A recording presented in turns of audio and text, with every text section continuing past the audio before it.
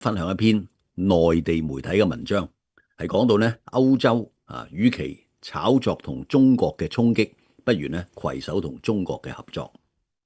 文章講到咧喺6月9號，中歐雙方嘅代表咧都同意，佢哋會致力於咧中歐貿易投資磋商機制嘅首次會議咧，致力咧係取得務實嘅成果，穩定雙邊嘅經貿關係，且推動咧可持續嘅發展。咁啊，雙方係同意咗，即係咧向好嗰方面發展啦。呢個咧對於近期咧，因為你波折不斷嘅中歐經貿關係嚟講咧，無疑係一個好消息。因為中歐方面咧近來的確有好多咧，可能有啲摩擦喺經貿方面。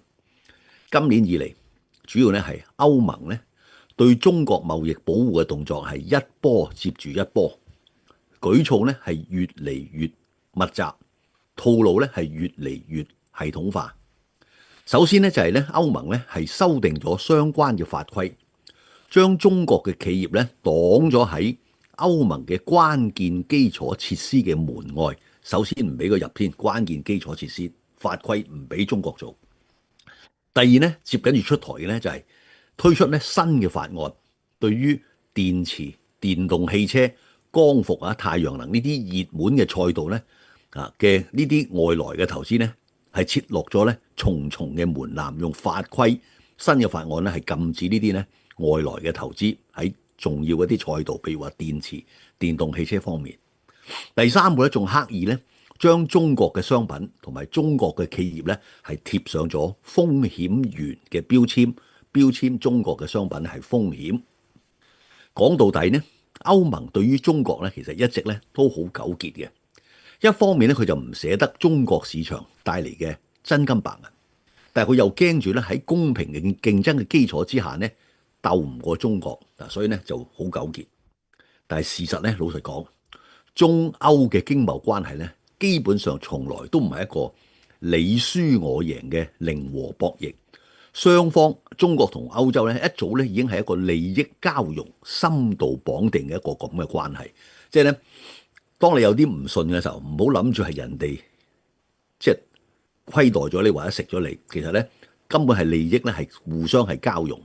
即係一個唔係一個零和博弈。先唔好從一個負面零和博弈嘅角度去睇任何嘅問題。比如話歐洲咧成日講一樣嘢就係貿易嘅逆差，即係對中國去做生意成日逆差。我成日買你啲嘢，你唔買我啲嘢，咁成日攞住呢樣嚟講貿易逆差作為一個例子。歐洲嘅輿論咧好中意攞佢一般個名稱去講貨物啦，唔計 service 唔計服務，就係講貨物嘅貿易逆差。就喺呢個貨物嘅同中國做生意嘅貿易逆差呢個數字上邊咧大做文章。根據歐盟統計局嘅數據，最新咧2025年呢一個數字，即係貨物貿易逆差嘅數字咧係3600億歐元，逆差3600億歐元。但係咧呢個數字講出嚟，喂大3000億歐元個逆差，我買你嘢，你唔買我嘢，或者貨物上咁講。但係咧我哋細心一睇，呢一個數字咧係冇睇到第一利潤嘅分配，第二服務嘅貿易未計 service 嗰啲專利權呢啲冇計，冇計到服務嘅貿易，同埋第三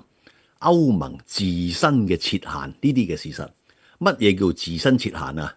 即係你點解會造成呢個貿易赤字呢？你根本係你哋歐洲自身咧有一啲限制，比如話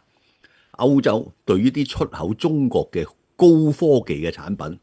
一啲半導體嘅技術或者係啲光刻機技術，同埋啲關鍵設施實施咗嚴格嘅出口管制。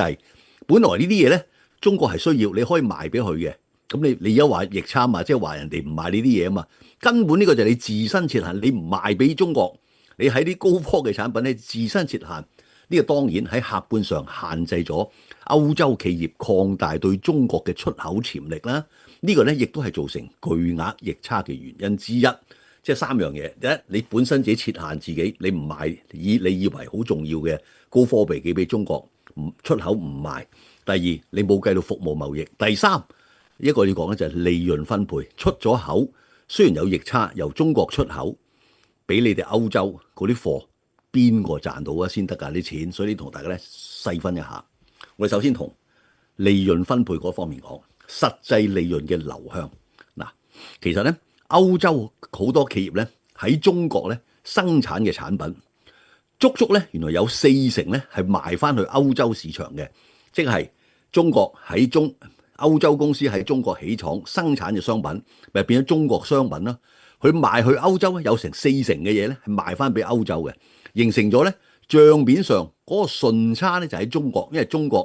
歐洲喺中國投資做咗商品，變咗中國商品咧賣翻去歐洲，咁咧順差個數字咧就喺中國嗰度，但係實際嘅收益咧就落咗喺歐洲嘅口袋裏邊。點解咁講咧？嗱，我哋即係好似好抽象，我簡單講個例子，比如話就喺中國製造嘅，賣去歐洲嘅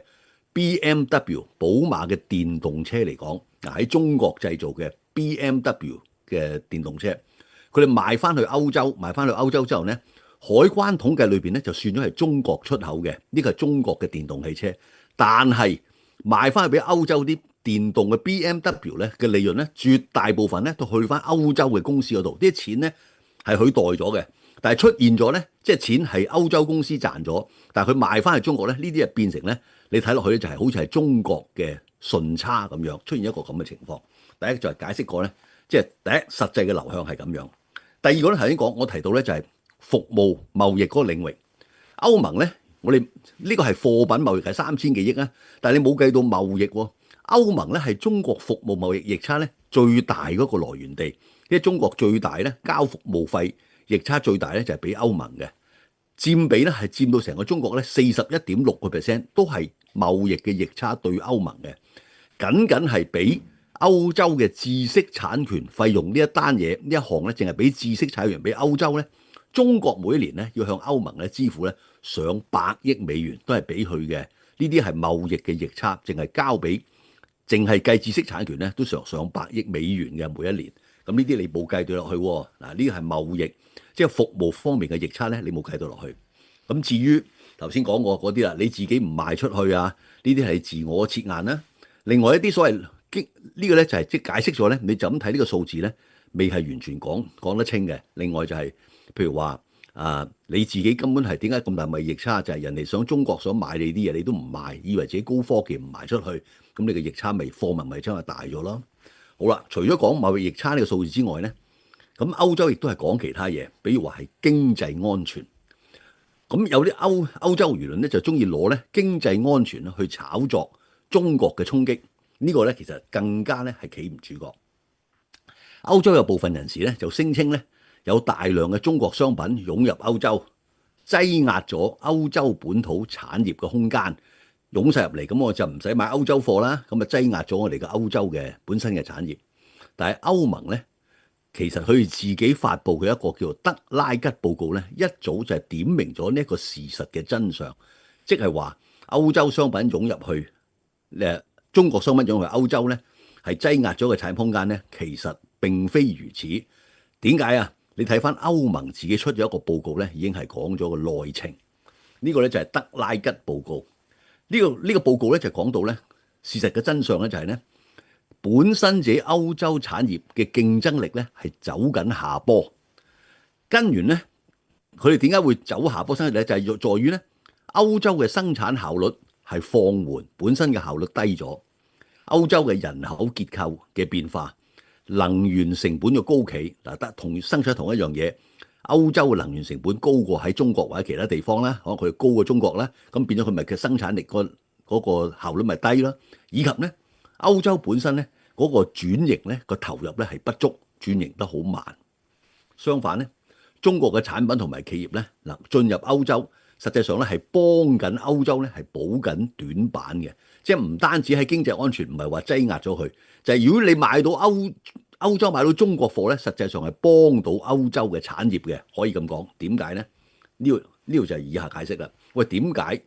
中國嘅產品入到歐洲會幫到歐洲嘅產業咧？第一，降低咗你嘅生產成本；第二咧係助力歐洲綠色嘅轉型。至少呢兩樣嘢。點樣降低成本啊？比如話丹麥嘅風力發電嘅企業係靠住咧中國好高性價比嘅零件去提升到競爭力。如果佢唔用中國嘅零件咧，可能根本更加貴，即係更加生產力咧，即係佢嗰個競爭力咧更加之低。但係咧，丹麥用咗中國嘅零部件咧，佢嘅競爭力提升咗。比如話中國嘅寧德時代好出名嘅寧德做電池咧，就同歐洲嘅車企咧一齊起電池廠喎。做呢電合作做咗電池廠之後咧，做出嚟嘅呢啲電池咧係做出咗咧續航力更加之長、性價比更加之亮眼嘅電動汽車。咁佢就呢啲咁嘅歐洲車企咧，有咗呢電動汽車咧，先至有咩生產力、競爭力咧，去同國際市場上去闖。實際上咧，佢係利用咗中國嗰個技術啊，即係寧德時代嘅電池嘅技術啊等等。咁咧呢啲咧就唔係一個即係對佢係對歐洲嘅產業嘅威脅喎，反過嚟講係對佢係一種助力嚟嘅。冇咗呢一啲，譬如冇咗寧德時代，啲歐洲車根本就做唔到電動汽車做得咁平咁靚。歐洲嘅企業咧，主動選擇同中國嘅伙伴合作，冇人逼佢，佢哋自己揀嘅。呢個咧正正係全球化之下市場做出嗰個理性嘅選擇。呢個咧亦都係符合雙方嘅利益，因為佢係即係譬如佢歐洲車企要揀寧德時代用佢嘅電池或者一齊起廠，梗係佢自己計個數，咁樣着數過自己做或者去同其他合作，係一個理性。佢作為一個企業家，理性嘅選擇，當然係符合佢嘅利益啦。咁寧德時代肯同佢合作，亦都係符合寧德時代嘅利益啦。所以呢應該係嗰個 win-win 嘅，大家都係符合雙方利益一個合作嚟嘅，本身就係咁樣。如果咧你夾硬睇到啲數字咧，將一啲所謂互利共贏嘅合作，你講成係一種衝擊，呢個咧一方面當然係違背咗客觀事實，亦都實際上咧解決唔到歐洲自身產業嘅困境，都係幫你唔到嘅。你以為譬如話一啲歐洲車企同寧德時代合作，你而家硬拆咗佢，就你以為就咁啊幫到歐洲車企咩？梗係唔係啦，更加難競爭啦。佢冇咗寧德時代，因為佢本身係自願同佢合作。結合翻出嚟一個咁嘅合作啊嘛，你夾硬拆散佢嘅咧，反為會降低咗歐洲產業嗰個競爭力，同埋增加咗佢嘅成本。眼下咧，歐洲嘅通脹已經係好高噶啦，譬如能源成本各方面咧，通脹壓力好高噶啦。如果任何一啲人為嘅割裂呢啲咁嘅合作鏈條，即係譬如話歐洲同中國企業嘅合作，你夾硬 cut 咗佢，佢用佢咧，可能就因為佢又平又靚啊嘛。如果你 cut 咗中國嗰個供應或者中國技術，你用其他嘅或者自己做嘅，咪更加之貴咯。你本身已經面對通脹壓力啦，咁你再加呢樣嘢咧，個成本再進一步上升咧，只會咧推高咗成個歐洲嘅物價，加重咗咧呢啲企業同埋普通民眾、歐洲民眾嘅負擔嘅啫。即係本來好地地做緊生意，佢用緊中國嘅零件又平又正，你夾硬因為嘅係政治原因咩好咧？人為割裂就逼佢停止，你就只不過買一啲自身或者其他地方更加貴嘅零件或者技術咧，你嘅成本咪高咗咯，個物價咪只有進一步上升咯。歐盟中國商會聯合機構咧，呢啲聯合機構咧就測算咧，喺2026至到2030年嘅期間，假若喺呢個係歐盟中國商會啊，假若咧喺18個關鍵領域咧強行替換中國嘅供應商，譬如佢哋即係歐洲淨係講政治啦，唔理咁多。假若喺26到30年咧，今年到30年間，夾硬喺18個關鍵領域咧，夾硬要 cut 咗中國嘅供應商，要更換。歐盟咧根據歐盟中國商會計出嚟條數咧，歐盟咧將會咧多支付咧3678億歐元嘅能源嘅錢，要俾多啲即係你要換咗中國替換咧，你要俾多3600幾億歐元嘅費用。咁特別咧對邊一啲部門係影響最大咧？對能源同埋電信呢兩個咧轉型核心領域咧係影響係最大嘅。即係如果係夾硬切換咗中國嘅供應商嘅話，面對咧其實咧文章講到咧最後面對中歐經貿嘅分歧，大家合作會有分歧有拗撬，呢個正常嘅，大家點樣理性去解決啦？而家面對而家中歐啲經貿分歧，中方解決分歧嘅態度咧都係開放嘅、積極嘅，亦都希望咧歐方咧能夠同中方咧雙向而行咧，通過對話協商，即係大家有咩慢慢攤開嚟講咧，去解決問題。咁咧就推動中歐經貿合作更好咁樣咧，係造福雙方個企業同埋民眾。咁呢個咧先至係正道，就唔係咧即係夾硬嚟啊！為咗啲政治或者心理價值嘅原因咧，就夾硬咧本來做得好地地嘅啲合作，可以互利共贏嘅合作咧，你夾硬咧就人為拆散佢，就即係可能係意識形態啊、價值觀啊，或者一啲政治嘅立場啊，就本來咧係可以好好合作、互利共贏嘅一啲關係咧，就夾硬咧拆散佢。咁我希望咧，即係嚟緊都會再傾啊，希望係向健康同埋正常好嗰邊發展啦。即係歐洲同埋中國嘅關係。好，咁跟住咧就講翻咧呢一個伊朗嘅問題。咁伊朗問題就變得好快啦，特朗普又變得好快，咁同埋好多嘢咧就講咗係又話到時又唔係啦。咁但係最新咧嘅消息咧都要同大家 update 一下咧。咁至到今日凌晨嘅時間度啦，美國總統咧特朗普喺13號美國時間13號啊，即係啱啱先嘅啫。美國時間13號咧就喺社交媒體咧就發文話，美國同伊朗咧定於14號，即係今日美國時間簽署協議。咁霍爾木茲海峽咧將會喺協議簽署之後咧立即嘅開放。呢個係最新特朗普喺社交媒體13號講嘅。特朗普就話啦，伊朗咧已經唔再尋求擁有核武器，亦都唔會購買、自主研發或者以任何其他嘅方式獲取核武器。咁之後咧，似乎有啲讓步喎。佢話咧，等到局勢平息之後咧，美國咧將會擇機採取行動，取出埋藏喺山體之下嘅濃縮鈾，即係唔係而家喺時機適當嘅時機之後，將會擇機咁做。睇局勢平穩之後咧，就會攞出咧伊朗嘅濃縮鈾，而且對呢濃縮鈾咧進行稀釋處理同埋毀燒。咁嘅稀釋定係毀燒咧，佢兩個夾埋一齊講咧，就係對呢啲總之係伊朗嘅濃縮鈾稀釋咗佢或者毀燒咧，無論跟住佢講到又有彈性，無論係喺伊朗境內定係喺美國嗱，咁佢似乎都接受喎。喺伊朗境內嗰陣時一定為拎去美國啊嘛，咁如果喺伊朗境內撤銷同埋摧毀咧，特朗普而家咁講，根據社交媒體講法咧係可以接受喎，同埋咧唔係即刻喺局勢平穩之後咁講。咁特朗普咧仲表示咧，希望咧呢一個進程咧，即係呢個進程即係燒毀佢濃縮鈾嘅進程咧，能夠迅速、輕鬆而且順利咁推進。咁就當然佢就呢個亦都係交功課啦，毀滅呢一個燒毀伊朗嘅核濃縮鈾係嘛？咁但係同時咧，特朗普亦都係威脅話咧，佢希望能夠迅速、輕鬆咁樣去推進啦。但係咧，佢亦都威脅話咧，假若咧事與願違嘅話咧，佢話我哋即係美國咧，手中咧仍握有終極嘅手段，即係仍方便咧係對付翻伊朗咁講。好啦，呢個咧就係簡單咧特朗普嘅講法，即係話咧今日14號美國嘅時間咧就會簽噶啦，同美國達成協議咁講，咁就跟住就會即刻開放個霍爾木茲海峽。呢個係特朗普最13號喺社交媒體嘅講法。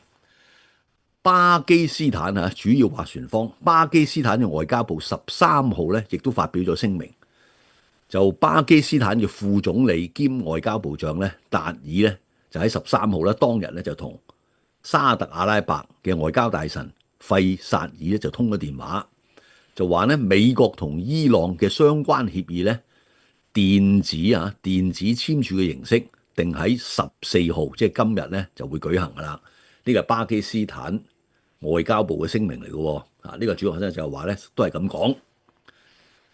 最後一方伊朗係點呢？伊朗嘅外交部發言人巴加埃呢，亦都喺13號但係總我就唔知13號就指出呢，伊美嘅諒解備忘錄唔係咩協議，係諒解備忘錄嘅具體簽署時間呢，唔會係14號。嗱，佢否認咗係唔會14號簽諒解備忘錄，但係呢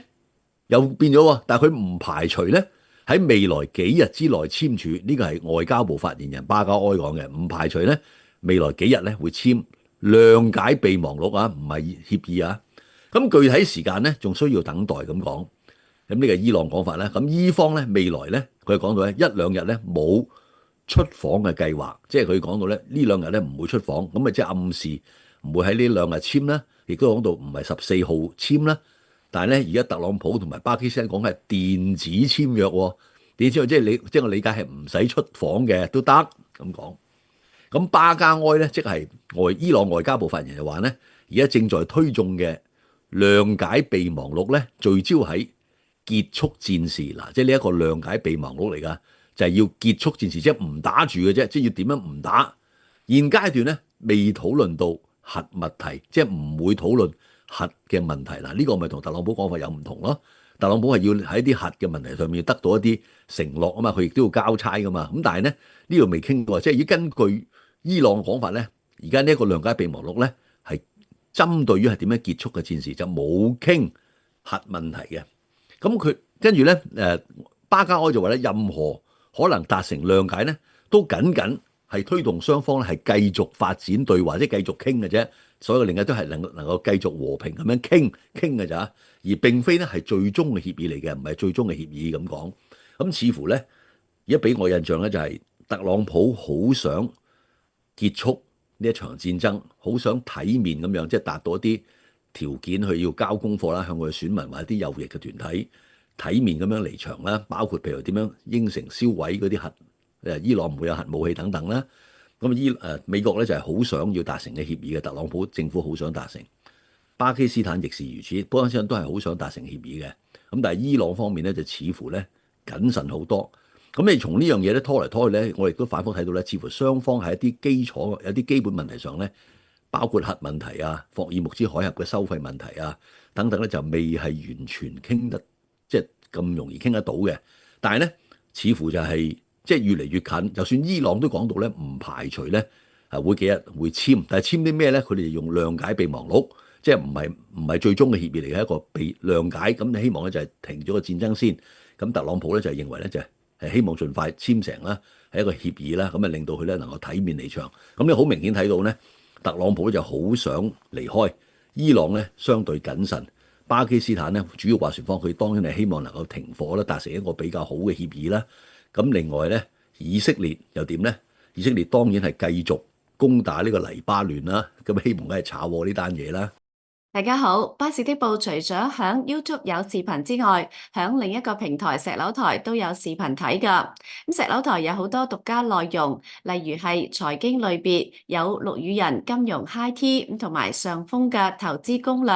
製作內容需要投入好多嘅資源，希望你都支持巴士的報，訂閱石樓台。有你嘅支持，我哋先至可以繼續製作更多嘅節目。多謝大家。